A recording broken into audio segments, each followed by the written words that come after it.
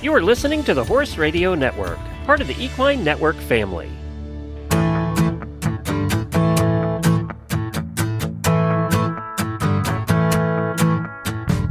Hello and welcome to this episode of the Disease Du Jour podcast. I'm your host, Carly Sisson, and in this episode, I spoke with Dr. Amy Johnson about non-infectious neurologic diseases in horses, specifically CVSM and eNAD/EDM. This episode of Disease Du Jour is brought to you by Equithrive. Dr. Amy Johnson is board certified in large animal internal medicine and neurology, and was the first American veterinarian to obtain these credentials. Her clinical caseload consists predominantly of horses with neurologic problems, including spinal cord compression, neurodegenerative disease, and infectious diseases. She also provides consultations for farm animals with neurologic disease. Her research efforts focus on improving our ability to diagnose the cause of neurologic disease in horses. Dr. Johnson has worked at Penn Vet's New Bolton Center since 2007 and is the current section chief of internal medicine and ophthalmology. Thank you, Dr. Johnson, for joining us. Thank you for having me. So to get us started, what are some of the most common non-infectious neurologic diseases you encounter in horses? So in my caseload, and I presume in most other people's as well, the two most common probably are those that cause spinal or proprioceptive ataxia, which would include cervical vertebral stenotic myelopathy, or people might just say neck problems in general, and then the neurodegenerative conditions, equine neuroaxonal dystrophy, or equine degenerative myeloencephalopathy, which may very well be a spectrum of the same neurodegenerative disorder. And do you find that certain types of horses or, certain disciplines of horses are more predisposed to some of these conditions, or is it fairly random? Yeah, absolutely. Any horse could be affected with either of those conditions, but I think there are certainly groups that are predisposed. So for CVSM, or the horses that have spinal cord compression due to malformation or abnormal development of the vertebral column, a lot of those cases are younger, rapidly growing male horses, particularly thoroughbreds, although we see it in warm bloods and we see it in older horses as well. And we know that spinal cord compression can happen because of malformation of the bones of the neck itself, or sometimes because of the onset of degenerative joint disease or arthritis in the neck that over time leads to kind of a slower spinal cord compression. And that's why we can see it in old horses as well as young horses. Regarding the neurodegenerative diseases, which we'll just call eNAD and EDM for the purpose of this conversation, I think that they've been described in many different breeds, and historically those conditions were best recognized in younger horses, maybe 6 months to a year of age, in actually quite a number of different breeds. So quarter horses and Morgans and Arabians and other breeds as well. Now we see a lot more in young to middle-aged horses, but we're talking in the 5 to 15-year-old range. In my patient population, we see a lot of sport horses, and a lot of them seem to be warm bloods, with a tendency for having been imported from Europe. But of course, a lot of people in the United States these days own warm bloods that have been imported from Europe. We certainly also see it in horses that were born and raised in the United States, and we see it in other breeds as well. Besides warm bloods, we see it in thoroughbreds, standardbreds, quarter horses, even some ponies. But in my case population, it's a lot of young to middle-aged warm bloods. Right. So when you mention male horses being more predisposed to CVSM, is that uncut horses, or are geldings and stallions equally sort of at risk? Well, when you think about the thoroughbreds, a lot of the youngsters are intact. So a lot of them are stallions, or colts, I should say.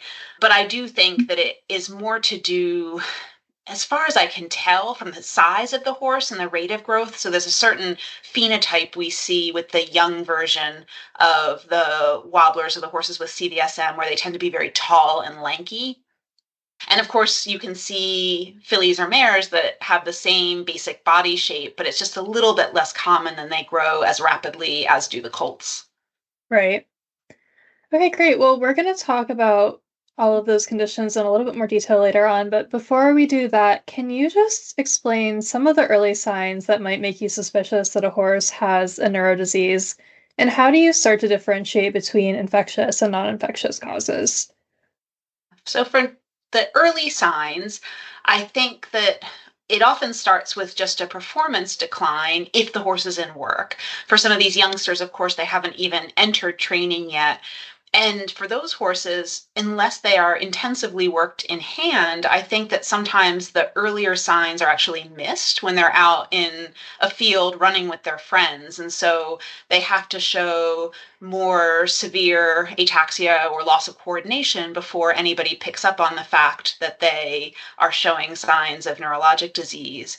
If the horse is in work already, if it's reached that stage of its career, then I think the signs tend to be a little bit more subtle when they're noticed. So it may be a decline in performance. The horse starts knocking down rails or having refusals at fences or tripping a little bit under saddle, maybe failing to learn more complicated maneuvers in dressage, just can't quite move up to the next level.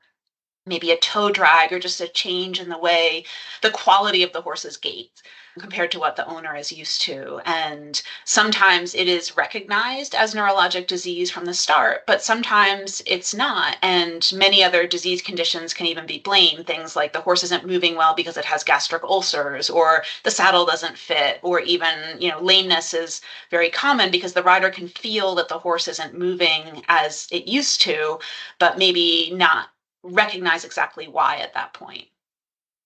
Right, so it's probably a little bit of a slower progression than like a infectious disease, which I would imagine have a more sudden onset. Yeah, that's absolutely true. And some of the infectious diseases always have a rapid onset and progression until either recovery or, in bad cases, death occurs. And especially the viral diseases, they tend to progress over days and then similarly recover or require euthanasia within a similar time frame. These non-infectious diseases are more likely to cause the slowly progressive problem over time that may be months or even years before they're recognized as neurologic disease. There are exceptions to that, of course. Horses that have CVSM and have very mild spinal cord compression, or potentially even don't have any spinal cord compression in a very neutral head and neck position, may get themselves into a situation where their neck is abruptly flexed or extended in a way that the spinal cord is damaged by the narrow vertebral canal and show an acute onset of signs for what was probably a more chronic condition. But I think you're absolutely right that the slower, more insidious diseases are often the non-infectious types. Although I teach my veterinary students that EPM can do whatever it wants, and EPM is the one infectious disease that can kind of linger and be insidious some of the time. Right. This episode of Disease Du Jour is sponsored by Equithrive. Brought to you by Equithrive, the leaders in resveratrol science, Medicare is a new pelleted daily supplement offering metabolic support for easy keepers.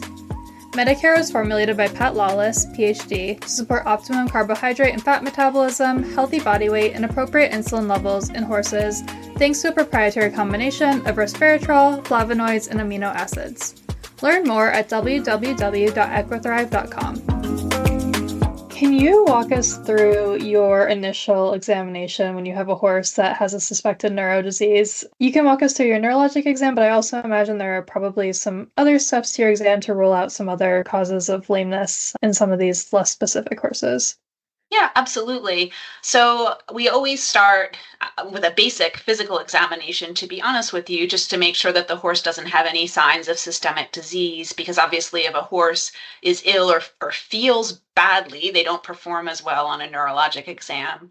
For the neurologic exam itself, we usually have a fairly consistent routine where we evaluate the horse's attitude and behavior, looking for any changes in behavior. Although, to be honest with you, the owner or the trainer, the barn manager, is often a better judge of whether the horse has demonstrated a behavior change because they know the horses so much better than I do. We evaluate all of the nerves that innervate the structures of their face, the cranial nerve examination. We look at spinal segmental reflexes. All of this is done kind of with the horse in a stall, standing still. And then we take the horse out for a gait evaluation. The way that I like to perform my gait evaluations is I start with the more simple procedures and maneuvers. So just walking in a straight line, trotting in a straight line. And then I increase the level of complexity of what we're asking the horse to do so that if they do have kind of subtle neurologic deficits, it becomes more apparent. So that's things like walking in a serpentine, walking with the head elevated in the air to remove the horse's horizon and decrease their ability to compensate visually, pulling on the tail to assess their strength, both walking and standing, walking in really tight circles, which is a pretty sensitive test for awareness of where their limbs are, their proprioception. And then we might do an incline, walking up and down hills with and without their head elevated, or cavaletti poles, having them back up. And by doing that, we hope to be able to basically induce any subtle neurologic deficits to become apparent to us. We also, as part of our routine exam, if they know how to lunge, we'll put them on a lunge line and look for any lameness, not because I am necessarily a lameness expert, but because I want to know if there is any potential orthopedic disease that's severe enough that it will impact my assessment of the neurologic exam, because horses that have a lameness often don't perform well during the neurologic examination. And some horses are tricky and they have multiple problems at the same time. And then it's important to figure out which is more limiting in terms of that horse's overall performance and which really is the one that probably prompted the owner to seek veterinary care. Now, are there specific findings during this initial neuro exam that might make you more suspicious of CVSM or eNAD or EDM? Or is it still pretty vague at this point and would require further diagnostic procedures to narrow it down? Yeah, it can be really hard to tell. Going back to the whole infectious versus non-infectious, both of the non-infectious diseases that we see commonly, CVSM and eNAD EDM, they tend to have fairly symmetric clinical signs, meaning that all four limbs are affected and there's not a severe left or right-sided, difference in severity. Diseases like EPM or some of the other infectious diseases, they can be symmetric, but oftentimes there's some more profound asymmetry where the limbs on one side will clearly be worse than the other, or they'll have muscle atrophy that is not symmetric, that is worse on one side than the other. So symmetry pushes me a bit more towards non-infectious, and asymmetry definitely pushes me more towards infectious. But again, that's a rule of thumb and not an absolute. And obviously, we didn't talk about this earlier, but if the horse has a fever documented before they come into the hospital or while they're in the hospital, that certainly makes us more concerned about infectious disease. Although the most common infectious disease, EPM, does not cause a fever. So again, the water can be a little bit murky sometimes. From the actual ataxia standpoint or the neurologic exam, I think that in terms of guessing whether or not the horse is going to have a final diagnosis of CVSM or eNAD EDM, and maybe I shouldn't say guessing, maybe I should say predicting, because I like to think that I'm using the scientific method here. It has to do a lot of the times, honestly, with the signalment of the horse and the history that the owner gives me, as well as what the horse looks like.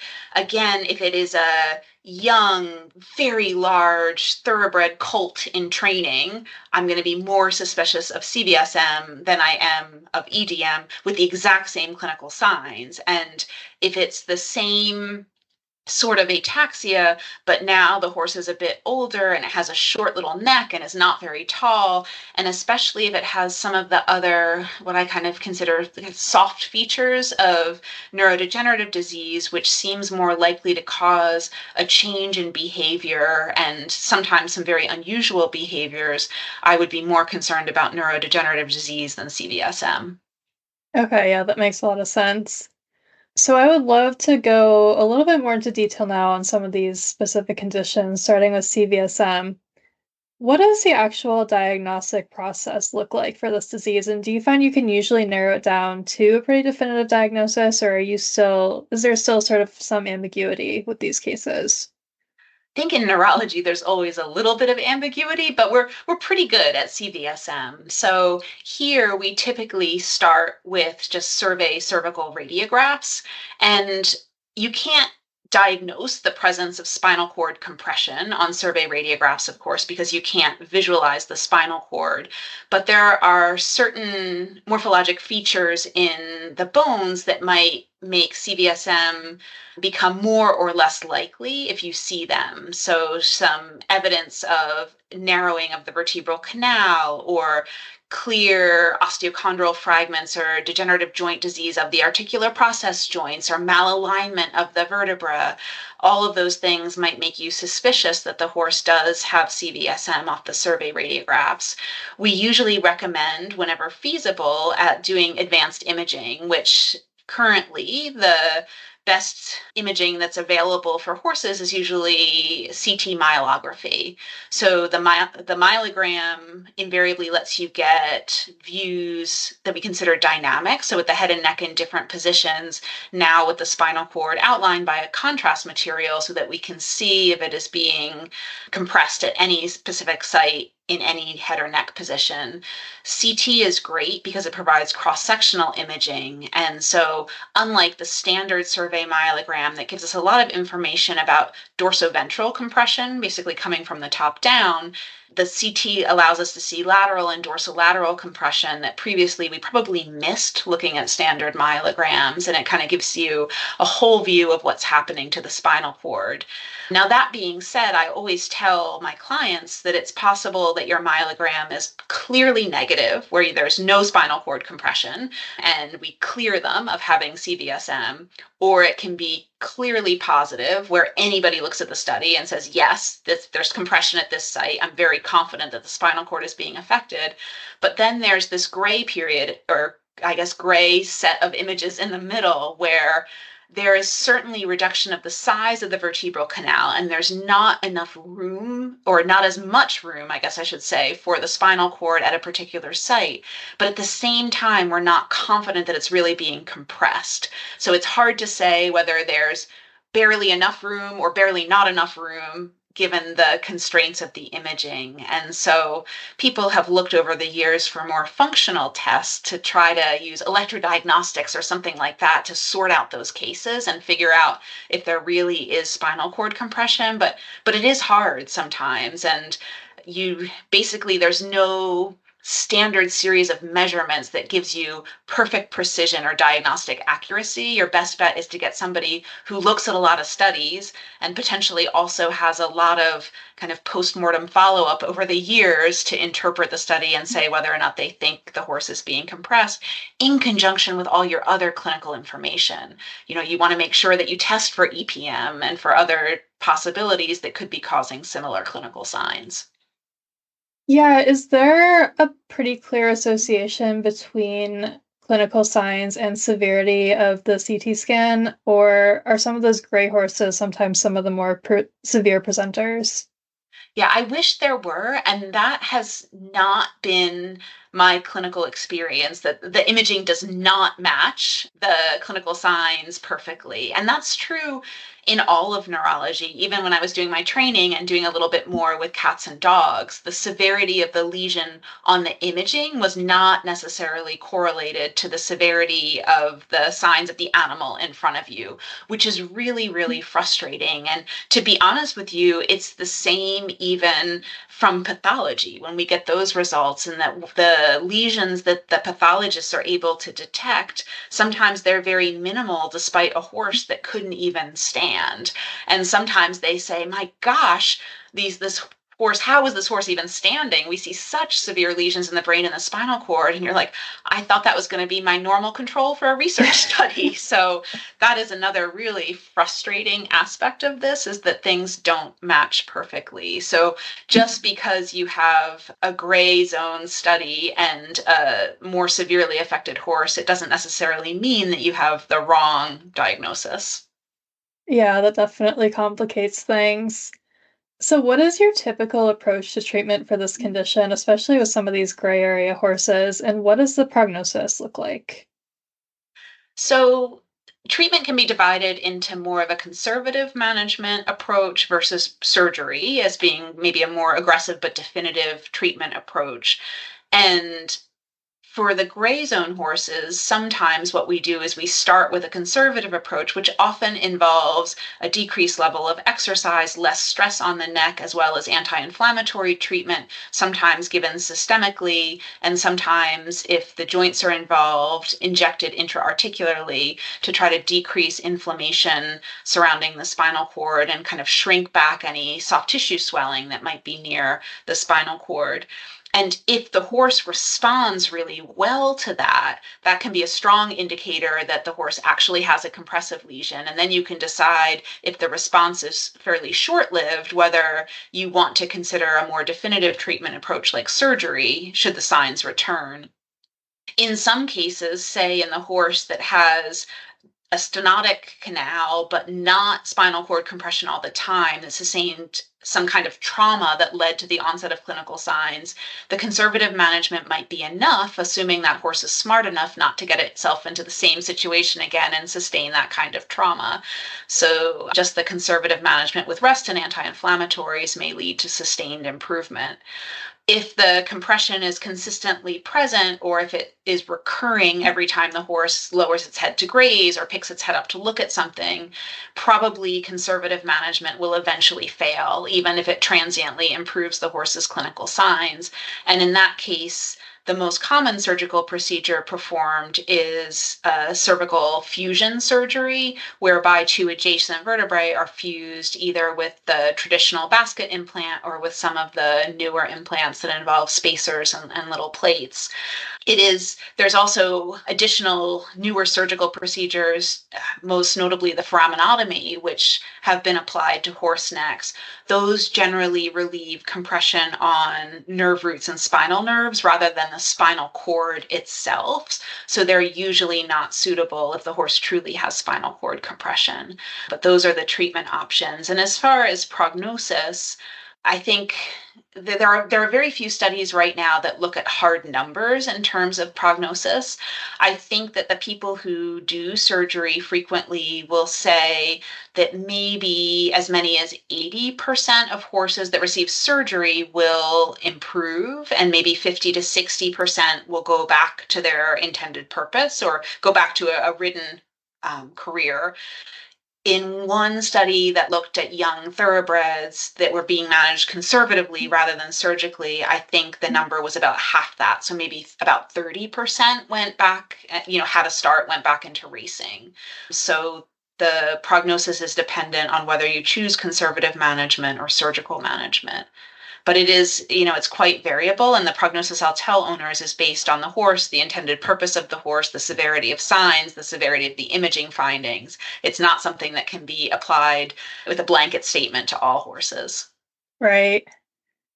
Okay, well, moving on to eNAD and EDM, what does the diagnostic process look like for this condition, and how do you sort of reach a definitive diagnosis, or is it even possible to reach a definitive diagnosis? Yeah. For the neurodegenerative diseases, they're really tricky. And in the living horse, they are a diagnosis of exclusion, meaning that we don't have any test that will tell you definitively that the horse has the disease.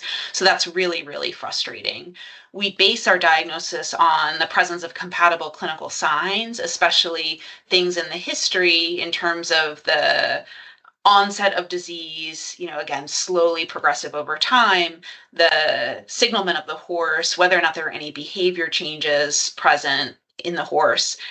as well as ruling out conditions that can look similar. So it often involves ruling out the presence of spinal cord compression by doing the imaging to show that they are not a horse with CVSM, and doing spinal fluid analyses to rule out infectious disease conditions like EPM that could potentially also mimic the clinical signs.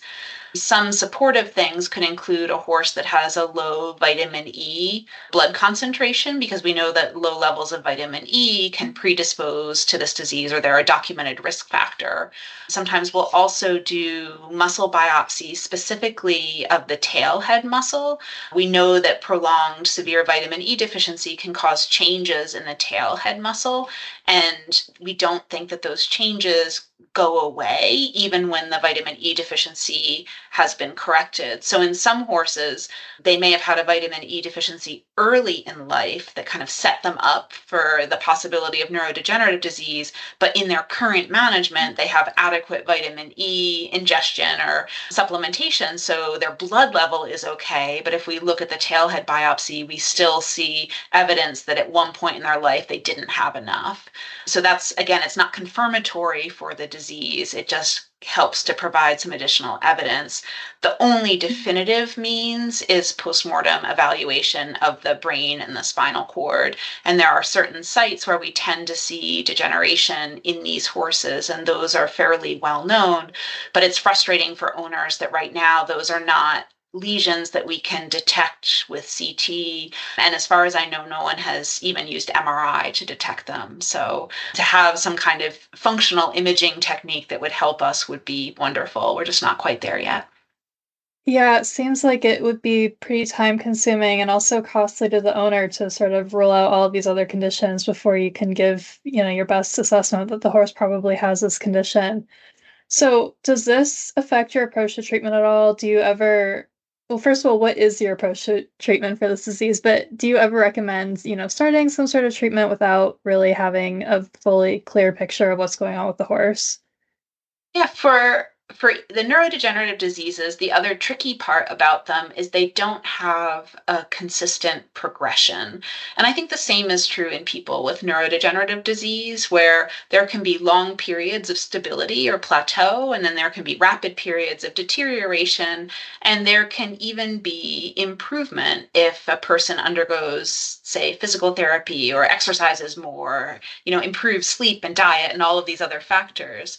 And so if the horse is safe for exercise, be that ridden exercise or ground exercise, with neurodegenerative disease, the more the horse exercises, often the better they do, because it maintains their muscle strength, it maintains coordination, it allows them to develop compensatory pathways for neurons that have been lost. The other thing that's helpful is supplementing vitamin E and kind of maintaining target blood levels of that to reduce any ongoing deficiency and make sure that they have adequate kind of antioxidant power in their body. And then treating anything else that's bothering the horse. So again, horses are not limited to one disease problem at a time. They often have neurodegenerative disease and some lameness. And what I've found is that sometimes horses can compensate really well for one problem, but if you start stacking additional problems on top of it, they just lose that compensatory ability. So if we have a horse that also has lameness and we address the lameness, they may be able to cope with their mild loss of coordination and strength and actually do quite well. So kind of holistically managing the rest of the horse and optimizing their health and comfort will help to slow down or reduce any signs of neurodegenerative disease. And what does the prognosis typically look like? I imagine it's probably, again, very dependent on the individual case, but Yeah, it is very dependent on the individual case. And I've seen horses that deteriorate fairly rapidly over half a year and necessitate euthanasia based on the severity of either their ataxia or their behavior changes. And I've seen other horses that have stayed in work and won major competitions years after I have diagnosed them uh, with this problem, and everything in between, horses that are happily retired and horses that have had really erratic behavior and run through a fence and injured themselves requiring euthanasia. So it's very case dependent, and sometimes the way that we manage these horses depends predominantly on the horse's clinical signs, but also the owner's commitment to the horse as well as their willingness to accept risk does play into it a little bit, quite frankly. And so it's quite a variable prognosis that's based on the individual. In general, horses that develop kind of mild ataxia early in life that then stabilizes often do better long term than the horses that develop it later in life along with substantial behavior changes, especially horses that become aggressive or really erratic, because for obvious safety reasons, people are less tolerant of that and less willing to accept the risk of moving forward with a horse that might hurt them or somebody in the barn. Yeah, that makes sense. For these more mild horses, do you find that eventually they decline, or can some of them sort of carry out a normal lifespan? I think that some of them probably do carry out a normal lifespan. I have, probably been diagnosing this condition most commonly in the last 10 years or so. So I don't have generations of Yeah. horses that I can point to as follow-up and know this. But the tricky part too about neurodegenerative disease is that to a certain extent, neurodegeneration happens with aging. So as people and as horses get older, you lose some neurons. Like they eventually wear out and they die. And that's why, you don't see a lot of 80-year-old people in the Olympics winning events because at some point your coordination and your muscle strength just deteriorates as you get older. And the same is probably true in horses. So sorting out what is disease and what is aging, and do some horses just age at a more accelerated rate than others and they fall into a neurodegenerative category, it's something that hasn't been very well categorized yet. So we're trying very hard to get a better sense of what is normal for different aged horses, but it is still a work in progress. Right. Awesome. Well, beyond CVSM and eNAD EDM, are there any other non-infectious neuro diseases that practitioners should be aware of? So yes is the short answer to that question. In terms of the, ones that cause ataxia, they're definitely the most common. Then you get into certain diseases that could maybe cause cranial nerve deficits or signs. One of the best known is probably temporohyoid osteoarthropathy, or THO, which can cause a very acute onset of facial nerve paralysis or vestibular signs in a horse. And of course, that is basically an arthritic or a degenerative condition involving the temporohyoid joint of the skull. And then there's a disease called polyneuritis equi, which used to be probably called cauda equina syndrome, and that seems to be an immune-mediated inflammatory disease, and that can cause cranial nerve signs as well as cauda equina type signs where the horse loses the ability to move its tail, urinate, defecate, loses sensation, things like that, involving the back end. You could have nutritional deficiencies. So, a vitamin E deficiency, in addition to being linked to eNAD EDM, it can also cause equine motor neuron disease, which affects nerves throughout the spinal cord, or neurons, I should say, throughout the spinal cord of the horse, and leads to really profound muscle loss and weakness. There are intoxications, toxicities that can affect the nervous system and lead to both brain and spinal cord dysfunction. So yeah, there are a number of ones, and probably more than we can talk about in half an hour or so. Yeah, but that's a good overview. As we wrap up today, do you have any advice for veterinarians who are working in the field or in hospital settings, or anything else you'd like to add on this topic?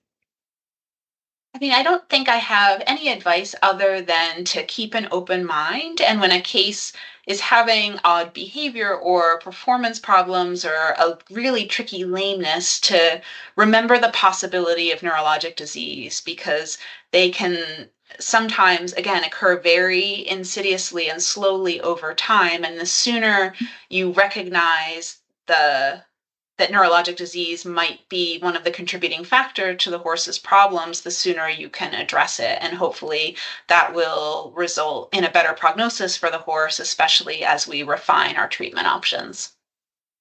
Awesome. Well, thank you so much, Dr. Johnson, for joining us today. I think this has been a really great overview of some of these conditions. Yeah, thank you so much for having me. I'd like to say thank you again to Dr. Johnson for joining us, and thank you to Equithrive for supporting this episode. And as always, thank you to our listeners for tuning in to Disease Du Jour. If you have any questions or suggestions for the podcast, please send me an email at csisson@equinenetwork.com.